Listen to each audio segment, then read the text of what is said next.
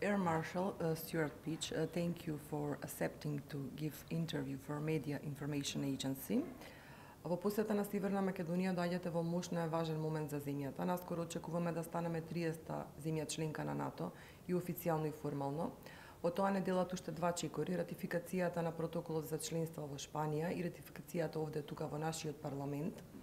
Која е целта на вашата посета? Дали доаѓате како некој вид охрабрување на целиот овој процес или доаѓате во еден вид на мониторинг посета во целиот овој процес во насока на официјално да станеме дел од НАТО? Thank you for this opportunity, and it's a great honor and privilege for me to be here in North Macedonia. The purpose of my visit is to show solidarity with your Chief of Defence and to be ready to welcome him into the family of Chiefs of Defence, as you say, at 30 allies. And so my purpose is to discuss with him, with the General Staff and with ministers, the readiness, as you suggest, for this process.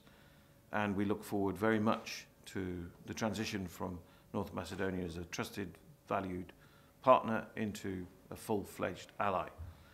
And as Chairman of the Military Committee, it's important to understand that then as an ally, your Chief of Defence will be like all other Chiefs of Defence and will be part of the family represented by the Military Committee, the oldest and most senior standing military body in the Alliance.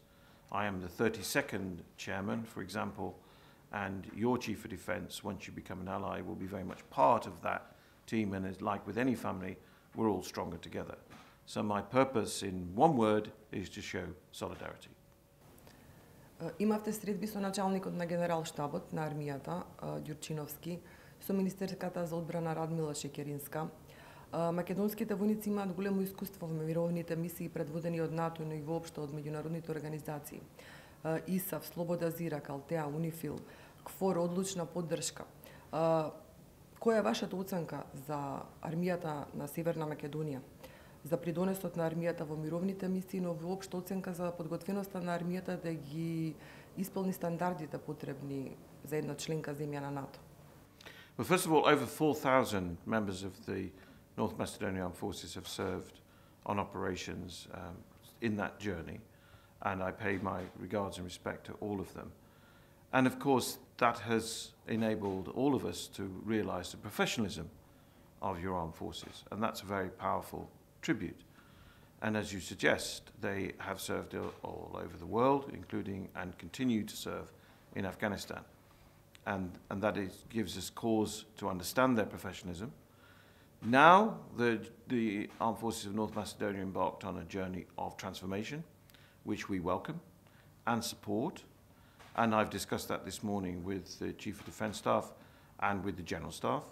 And that journey is a very important one, a necessary journey of both modernisation of equipment, respect for the soldiers, respect for their leadership, and the way in which we can learn from each other as an alliance. It's really important that everybody understands that when you become an ally, it isn't just the commitment you give politically, which of course is the headline, it's also then the advantage, the opportunity for the armed forces to work together with many other countries, learn from each other, develop their skills during training and exercises with each other, and of course through their deployments on these operations that you highlight, actually become more professional for the future.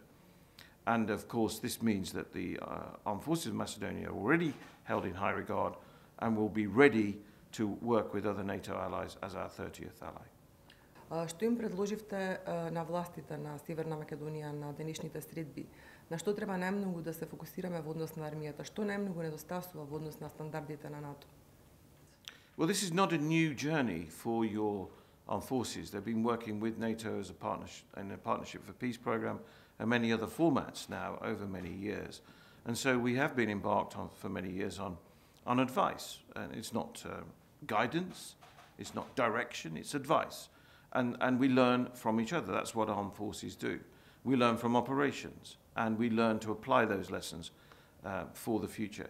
So it is about making sure we have the right equipment, it's making sure we can support each other with logistics, it's making sure we understand the information environment we're in, important these days, and it's really about cooperation which builds steadily interoperability amongst 30 allies. Имате богато воено искуство и портфолио. Сте биле дел од највисоките воено-разузнавачки структури во Велика Британија. Имате воено искуство глобално во Авганистан, Ирак, во Косово. Според ваши информации, дали треба да очекуваме некакви препреки од трети земји непосредно пред официализирањето на нашето членство во НАТО? Well, of course, this accession process has been a voluntary process, and we commend the authorities here for the diligence they've applied throughout that process. And it is not for other third-party actors, as you call them, to interfere with that process, and we very much reject that interference. I think it is a very positive journey, and we await the full final accession details, and we await the full final accession clearances. But then I know that we can proceed quickly with efficiency. The connections between the NATO staff and the officials here in North Macedonia will continue, and they are very warm and cordial, and it is not for others who are not authorized or not part of that process to interfere with it. And we're very clear in condemning that, and we're also very clear in the warmth of our feelings and our friendships here in North Macedonia. Во Северна Македонија наскоро ќе има избори, очекуваме зголемување на бројот на лажните вести. Како членството во НАТО ќе помогне на една земја да се справи со овој феномен? И сад се членка на НАТО, но лажните вести не беа спречени за време на претседателските избори таму. Дали имате лек, стратегија во борба против овој феномен? I think there's a bit of difference between a cure and a strategy. NATO has a strategy. But the fact is whether we like it or not, or we approve of it or not, the information environment is now challenging. There are people who create alternative narratives. There are people who create false narratives. There are people who doctor photographs. There have been many examples that you will be well known to the people here. And that continues. They continue to exploit technology in a bad way. So what do? We need a strategy to have trusted and verified information. We need a strategy to protect our databases, our networks, our IT systems. We need to make sure our people are properly vetted. We need to make sure that those with access to classified information have got the right permissions. So there are many steps we can take. But it's also a question of not countering propaganda with propaganda. Throughout history, that has been the wrong choice. We counter propaganda with facts. We give verified information, and we were very cautious until we have verified information. And so this information environment, I admit, is challenging. And whether it's for exercises, trainings, operations, working with other partners, this makes for a challenging environment because the nature of military activity is challenging. Therefore, it is something that we have to prepare for. And as part of defence modernisation, we have to accept that we now need professionals in the armed forces of all countries, including North Macedonia, who become cyber professionals. And that is, I think, an important reflection of the age we're in. And by the way, I would argue it's also very challenging and exciting work for young people to work with the military in this information environment. Последниот самит во Лондон на НАТО ги извади на површина разликите меѓу сојузниците по одредени прашања, особено по изјавата на Макрон дека НАТО се наоѓа во мозочна смрт, како и дека е потребно затоплување на односите со Русија. Дали на НАТО му е потребна реформа, нов пристап и дали на НАТО му е потребно затоплување на односите со Русија? But NATO is a remarkable organization. At 70 years old, it is remarkably adaptable and resilient. NATO has continued to adapt throughout its history. The leaders' meeting was another point in that journey. And the leaders' meeting was actually very successful in making clear that NATO has adapted, will continue to adapt. We have a command and control structure as a military alliance which is fit for purpose. We demonstrate that every day, at sea, in the air, and increasingly now in space. But adaptation doesn't stand still. We accept we have to evolve. We accept we have to continue political dialogue. You asked me specifically about Russia. We recognize, as well as deterring all threats to the Euro-Atlantic region, as well as defending, when necessary, all threats to the Euro-Atlantic region, we also recognize the need for dialogue. And therefore, we have a NATO-Russia Council which meets, where we talk to the Russians, and we have military-to-military contacts. And I am part of that. And so it is not true that we do not conduct dialogue with Russia. We do. It is controlled, of course, but we do conduct dialogue with Russia, and we show respect, mutual respect to each other in that process. Имате докторат по технологија, не еден, колку што ја читав вашата биографија, имате 3 докторати по технологија. Што мислите за 5G технологијата? Дали Алијансата има единствен став по ова прашање? И каква е можноста за кинеско влијание преку Huawei во оваа сфера? The answer to this question is about standards. It's about having common data standards, whether they're military or civilian, in this case military, so that we can operate together securely. We also need to accept in the information environment we're in, and with the way technology is moving, that those standards sometimes require physical security, sometimes electronic security, sometimes a discipline not to emit or transmit. And NATO will continue to apply those standards to technology. And that is the direct answer to the question. And then it is up to the people who provide technology to fit in to our standards. Where we need security, we accept. We must have secure communications, data and voice and other forms.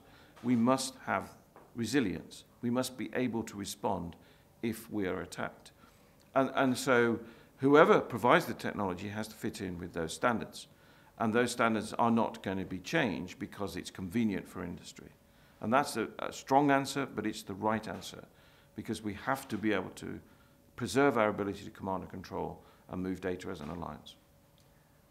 На повидок е нова криза по убиството на иранскиот генерал Касим Сулејмани, се влоши односите на САД со Иран, Ирак. Столтенберг неодамна повика на воздржаност и на намалување на тензиите меѓу САД и Иран. Во НАТО има загриженост во врска со едностраниот потек на Вашингтон, а Столтенберг рече само дека воздушниот напад е одлука на САД. Денеска се случија напади врз ирачка база во 2 ирачки бази. Тоа се последните случувања околу оваа состојба. Дури на социјалните медиуми се појави и хаштази од типот Трета светска војна. Колку е сериозна ситуацијата по новите случувања на релација САД-Иран и целиот тој регион на Блискиот Исток? Кој е вашиот коментар? Well, I am here in North Macedonia. My answer is very simple. We are, as the NATO alliance, we are united, and we demonstrated that unity in the North Atlantic Council this week. The Secretary-General reflected that unity in his statement to the press, and that statement remains valid, which is that we are in Iraq on a NATO training mission, which is not a combat mission, at the invitation of the Iraqi government.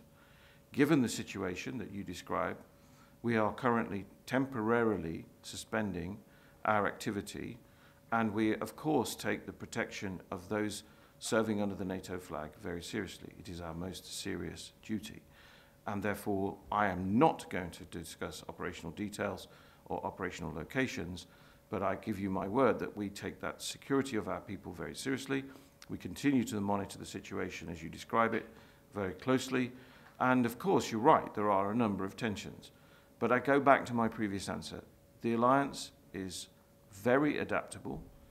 We have a very strong ability to organize, command and control and monitor the latest situation, and we will take the appropriate steps.